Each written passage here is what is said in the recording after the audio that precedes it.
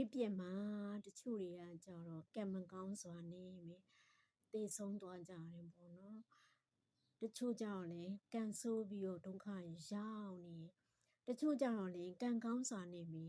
ခေတ်ပြက်မှာနေ့ချင်းညချင်းတထေးထဖြစ်သွားကြတဲ့လူတွေလေမနေဘူးပေါ့နော်တချို့တွေကအဲ့မျိုးတစ်တွေမှာမြေခွက်ကလေးကို350လောက်300လောက်နဲ့ဝယ်ထားပြီးတော့အခုကြတော့သိန်းပေါင်းထောင်နဲ့တောင်းနဲ့ချီပြီးတော့ဈေးနှုန်းတွေကအဆမတန်ရုပ်ချင်းတက်သွားတဲ့ခါကျတော့သူတို့တွေမှာနေ့ချင်းညချင်းကိုထိပေါက်တာထက်ပိုပြီးတော့တထေးဖြစ်သွားကြတာလေအမေရဲ့ရင်းနှီးရဲ့အတိတယောက်ဆိုရင်အမေရဲ့တိုက်တွန်းချင်ရပေါ့နော်အကြံပေးချင်ရသူကအဲ့မှာတကုံမြို့တင်မှာ350နဲ့ဝယ်ထားတဲ့အိမ်လေးကအခုကျတော့3,400 5,000ရသွားတဲ့ခါကျတော့အများကြီးကိုမြတ်သွားတာပေါ့နော်ဒါအမေရဲ့ကျေးဇူးပေါ့တို့တွေကအဲ့တုန်းကလည်းသူဝယ်တဲ့ချိန်မှာတို့ကိုလည်းဝယ်မလားလို့ပြောရင်တို့တွေကလည်းဝယ်နိုင်တယ်ဒါပေမဲ့တို့ကကြတော့သူမြေခွက်ဝယ်တဲ့ချိန်မှာ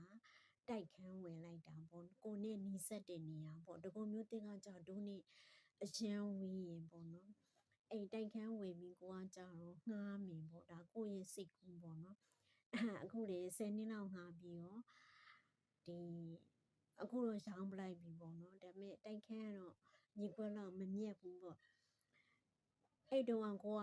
မြက်ဖို့အတွက်ဝယ်တာမဟုတ်ငှားဖို့အတွက်ဝယ်တာသူကကြတော့အဲ့တုန်းကသူလည်းပဲလောက်ကြီးမြက်မယ်လို့မထင်ခဲ့ဘူးပေါ့နော်အခုဟာဈေးနှုန်းတွေကဘာလို့အဲ့လိုမျိုးတက်လဲဆိုတော့ဒီခေတ်ပြက်လို့လေအဲ့လိုမျိုးဆိုစီးပွားရေးကလည်းဈေးကွက်ပြက်သွားတာပေါ့နော်ဒါရဲ့ကြတော့သူတို့ရဲ့ကံပေါ့ဒါကြောင့်မို့အရင်တုန်းကကြားဘူးတဲ့စကားလုံးခေတ်ပြက်တထေးဆိုတာအခုမှအဲ့လိုဖြစ်ကြတယ်ဆိုတာသိရပါတော့ဒါမဲ့တို့တွေကအခုမြေခွက်တွေကမြက်တယ်ငါလည်းဝယ်ရောင်းလုပ်မယ်အဲ့လိုစိတ်ကူးအခုထိလည်းမပေါ်လာဘူးဘာလို့လဲဆိုတော့ကိုမကျွမ်းကျင်တာတစ်ချက်နောက်တစ်ချက်ကကိုယ့်ရဲ့ကံကိုမယုံကြည်ဘူးတို့တွေကအဲ့လိုမျိုးအိမ်ချမ်းမြေလုပ်ငန်းနဲ့အဲ့လောက်ကြီးပတ်စံနေအများကြီးတပွေးတစ်ပိုက်တခါလေတတိဖြစ်လောက်ချမ်းသာမဲ့ကံမျိုးပါမလာဘူးဆိုတော့ကိုယ့်ဟာကိုသိရင်ပေါ့နော်တို့တွေမှာအဲ့လိုမျိုး business luck မရှိဘူးပေါ့ကိုယ့်ရဲ့ဇာတာ